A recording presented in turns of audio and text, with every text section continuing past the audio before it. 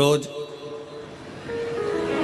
शंकर के मंदिर में प्रतिदिन जाने वाले को और एक और चीज अपने स्मरण में रहे, अगर शिव के मंदिर नहीं जा सकते तो अपने घर में जो शिवलिंग है उस पर जल चढ़ाओ।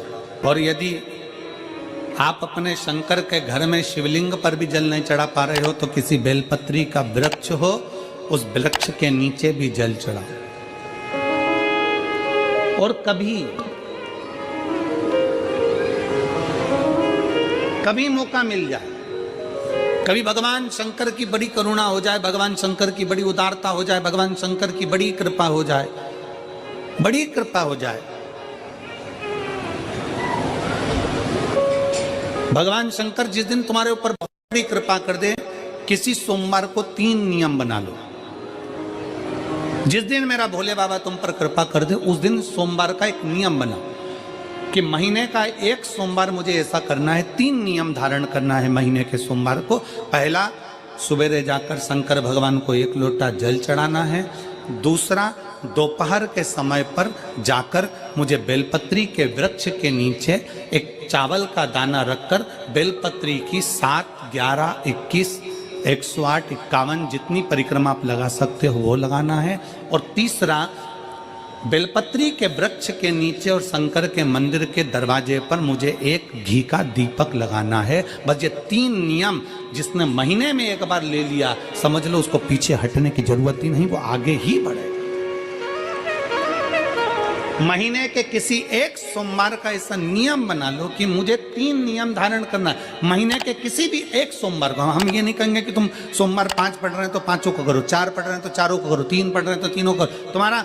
तुम तो महीने का एक सोमवार का नियम बना। और मेरी जीजियों से, मेरी बेटियों से जो विदेश में रह रही हैं, जो कहीं बाहर रह रही हैं, कहीं बड़े शहर में रह रही हैं, जो रोज मंदिर नहीं जा सकते, हर किसी महीने के एक सोमवार को भी ये नियम निर्धारण थे, तो उनसे कहेंगे कि 3 महीने में एक सोमवार का नियम बना लो। 3 महीने में नहीं बना सकते तो 6 महीने में एक सोमवार का नियम बना लो। और 6 महीने में नहीं बना सकते तो 1 साल में एक सोमवार का ऐसा नियम बना लो कि मैं साल का एक सोमवार ऐसा रहूंगी कि सुबह सोमवार के दिन मंदिर में जाकर जल चढ़ाऊंगी, दोपहर में जाकर बाबा को एक अक्षत का दाना रखकर, अक्षत का मतलब है कि बाबा मेरी दिनों दिन उन्नति करना। बेलपत्री के वृक्ष के नीचे जो अक्षत रखा जाता है वो उन्नति के लिए रखा जाता है। शंकर के शिवलिंग पर जो अक्षत रखा जाता है वो रोग मुक्ति के लिए रखा जाता है। अशोक सुंदरी पर जो अक्षत रखा जाता है वो संतान प्राप्ति के लिए रखा जाता है। षडानंद कार्तिकेय की ओर जो अक्षत रखा जाता है वह हमारे बच्चों की सुख समृद्धि के लिए रखा जाता है। विनायक की ओर,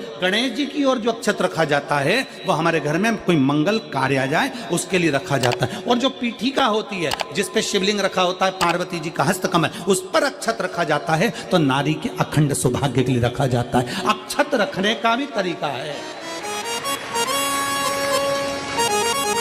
एक चावल का दाना कहाँ रखा जाता है, क्यों रखा जाता है, कैसे रखा। अब कई लोग कहते हैं गुरुजी ये शिव महापुराण में आप ये नियम बताते हो, तरीका बताते हो। हम तो उनसे कहेंगे डॉक्टर के पास जाओगे तो डॉक्टर भी गोली लिखकर ये नहीं कह देगा कि ये सारी गोली एक साथ खा जा।